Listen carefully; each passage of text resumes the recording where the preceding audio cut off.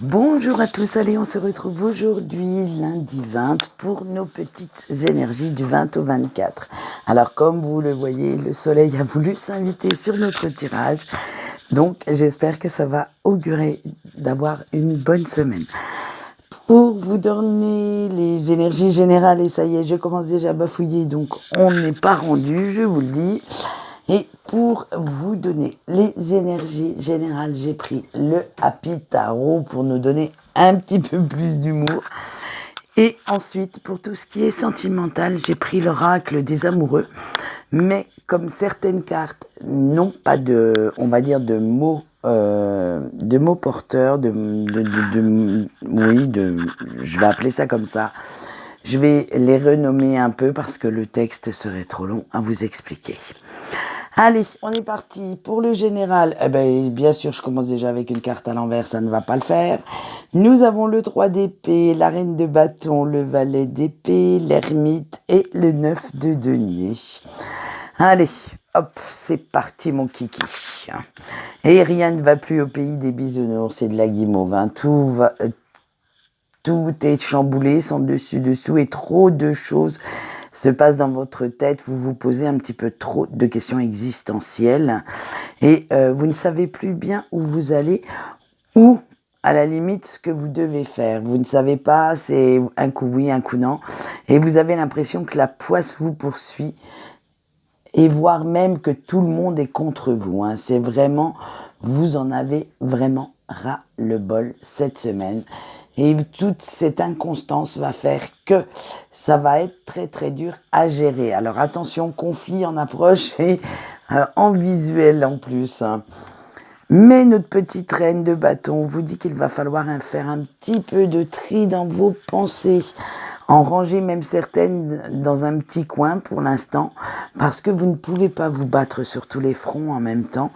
Il va falloir que vous choisissiez vos priorités, régler les problèmes les uns derrière les autres et vous recentrer un petit peu plus, parce que à force de vous éparpiller comme ça ne fera rien de bon. Et c'est là qu'on va dégainer votre sens de l'organisation. Il va falloir vous montrer un petit peu plus logique, un petit peu plus intelligent ou intelligente dans vos choix, dans vos décisions. Et commencer, on va dire, voilà, prendre en premier ce qui vous parle, ce qui vous attire. Vous adapter également à chaque situation pour en tirer le meilleur et trouver la meilleure solution.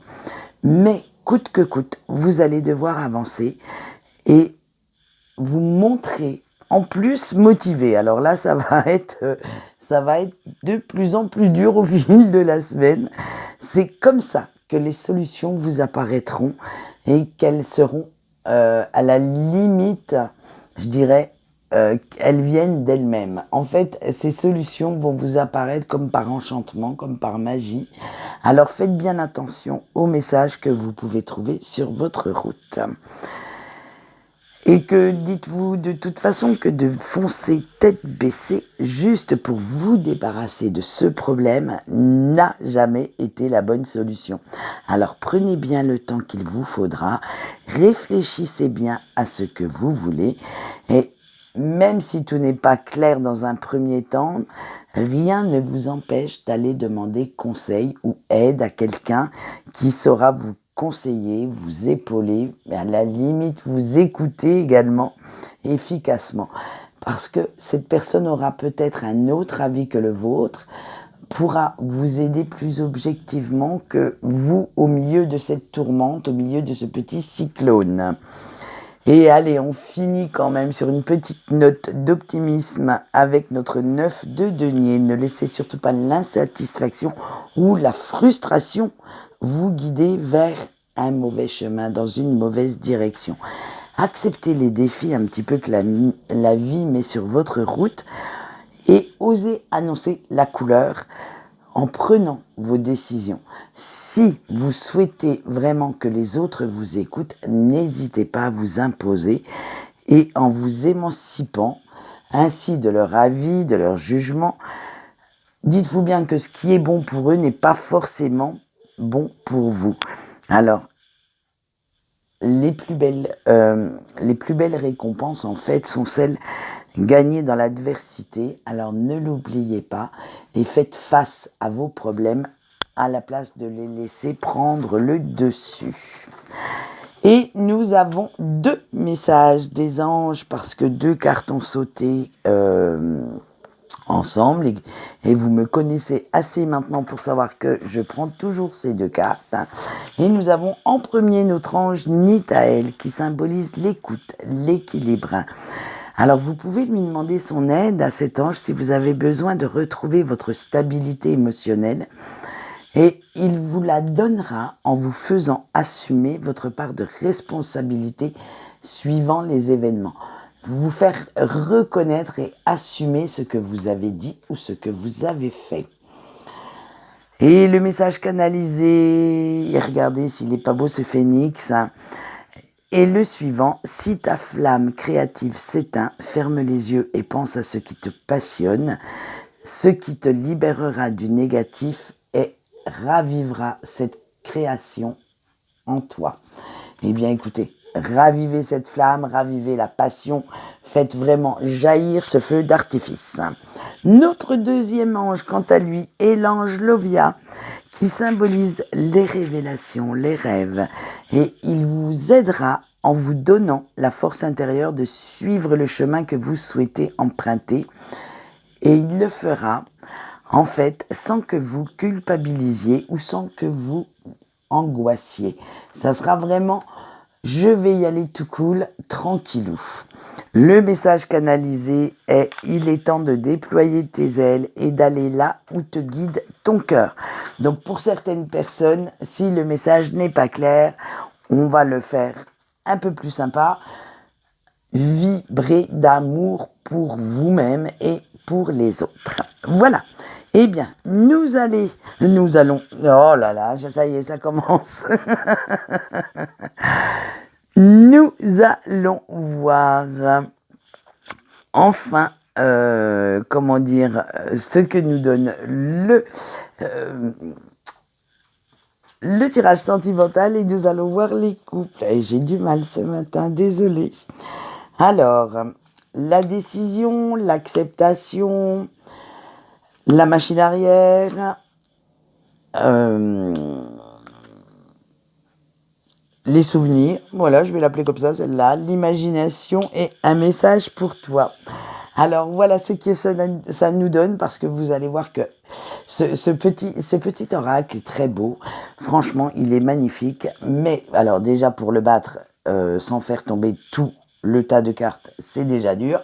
Mais en plus, ça serait très très long de vous lire les petits messages. Donc je vous ai fait un petit résumé de tout ça, ce qui nous donne ceci.